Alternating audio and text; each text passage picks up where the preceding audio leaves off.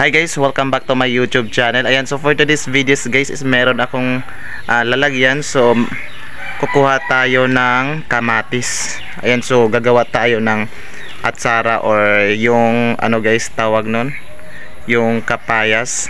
Ayan, kukuha tayo ng kamatis para i-ano natin sa kapayas natin. So ito po yung ano natin guys, kamatis.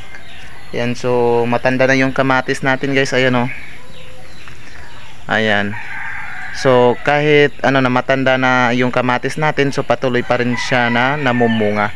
Yan, so hindi pa rin siya nawawala ng bunga guys, yung ano natin kamatis. Kaya kuha tayo. Ayan, so itong mga hinog, so merong mga green. Tsaka maganda, ano, mas maganda tong green guys, ano, kukunin.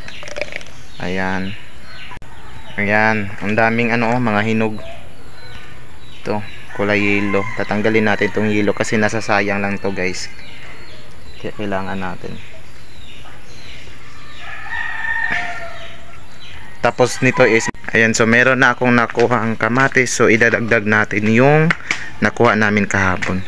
Ayan, so sa ngayon guys, nandito na yung ano natin, nandito na yung kamatis natin. Tsaka mag-ano tayo ng sibuyas at tsaka ahos. Ayan, tatanggalin natin para i-ano natin sa ano natin, kapayas. Ayan, namimiss na namin na magkapayas. Ayan, so hiwain lang natin. Hiwain lang natin siya na maliit. Ayan. Tapos meron kaming suka dito, kaya perfect talaga to sa ano, kapayas. Yan, uulamin natin.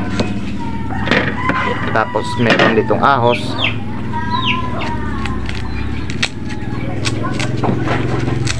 Yan. Yan yung ahos, ang liliit ng mga ahos. Yan.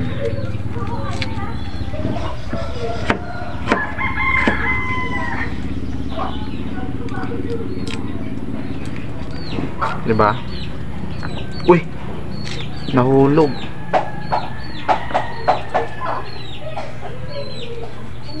Yan.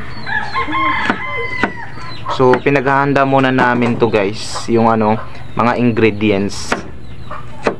Ayan, ingredients muna tayo.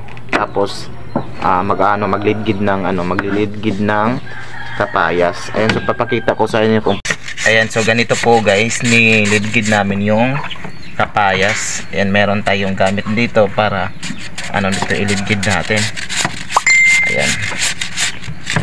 Ayan, so ihahanda muna namin yung kailangan. Ayan, handa muna namin yung kailangan. Tapos ayan, handa muna namin yung kailangan. Tapos ikakat muna natin, and then mag-upload tayo kung paano natin minimix yung ano natin, kapayas at saka yung mga lamas niya.